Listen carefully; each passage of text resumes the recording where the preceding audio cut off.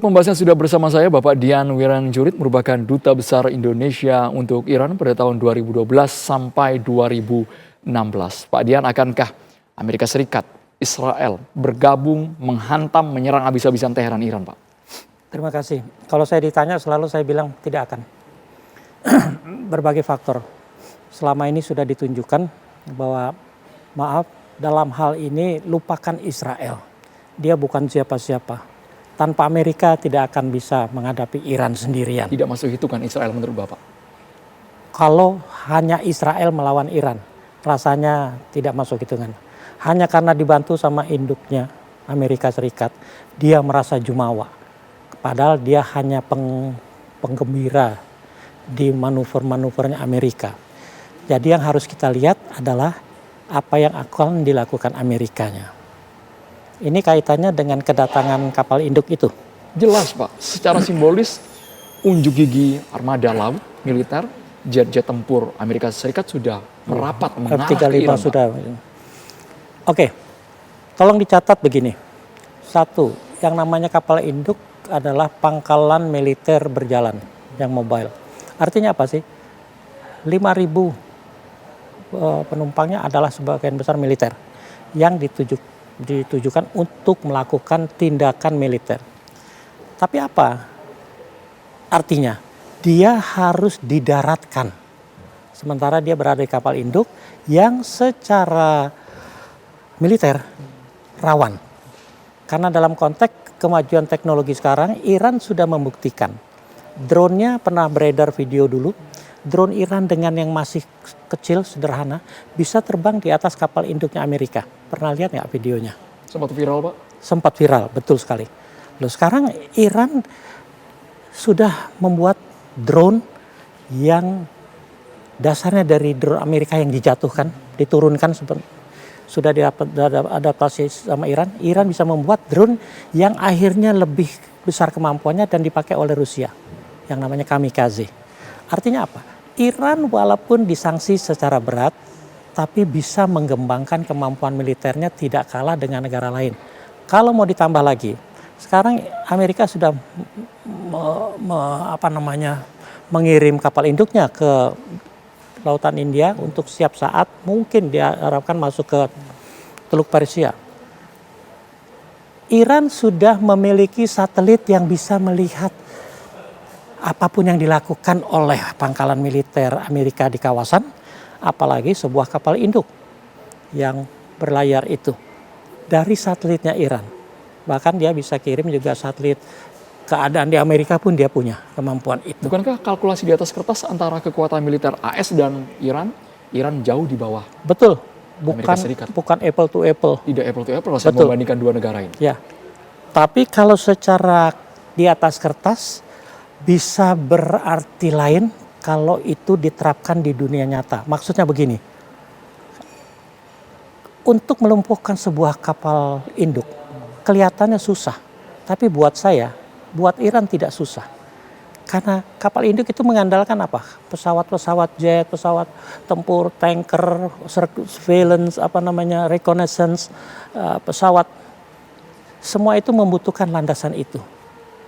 Kalau rudal digelontorkan bertubi-tubi, satu jatuh di atas landasan kapal induk, tidak ada pesawat yang bisa terbang.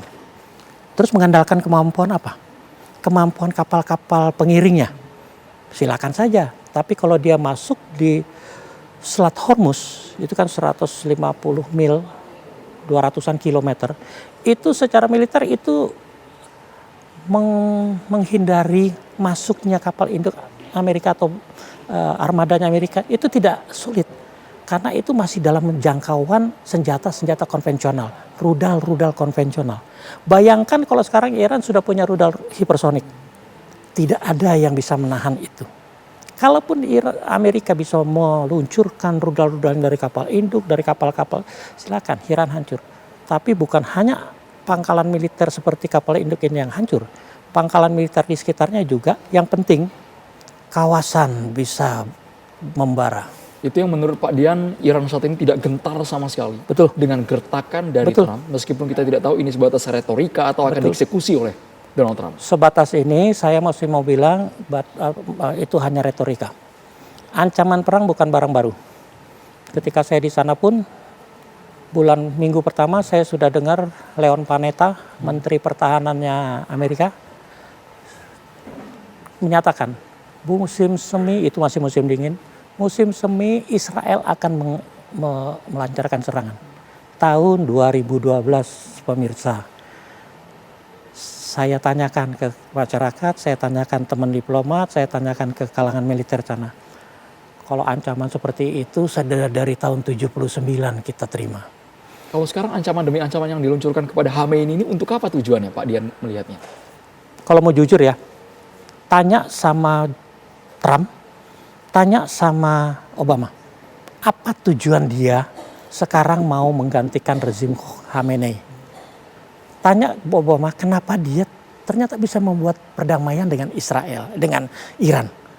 Artinya apa? Faktor kepemimpinan dalam konteks Amerika dan Iran ini sangat menentukan. Obama membuktikan kok, Iran bisa diajak dialog, Obama pun menerima. Tercapailah yang namanya perjanjian JCPOA, perjanjian nuklir itu. Tapi kan baru 2 tahun jalan, 3 tahun Trump naik lagi, bukan hanya dirubah, dibatalkan yang namanya Trump. Loh, berarti apa? Dia pasti punya intention tertentu.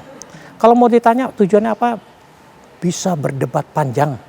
Mungkin Amerika sendiri, rakyat Amerika nggak bisa jawab. Karena apa? Israel di sana, Iran di sini.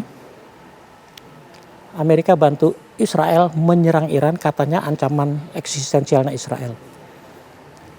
Rusia menginvasi kawan Amerika yang mau menjadi NATO. Kok Amerika nggak berani menyerang Rusia? Taiwan kawannya Amerika. Cina selalu manuver provokasi di sekitar Taiwan. Kenapa AS tidak turun Pak ya? Kok kapal yang katanya kapal induk tadi nggak diturunkan kasih tembak peringatan ke Cina? Tapi kepada sebuah negara yang tidak apple to apple kok gagah-gagahan.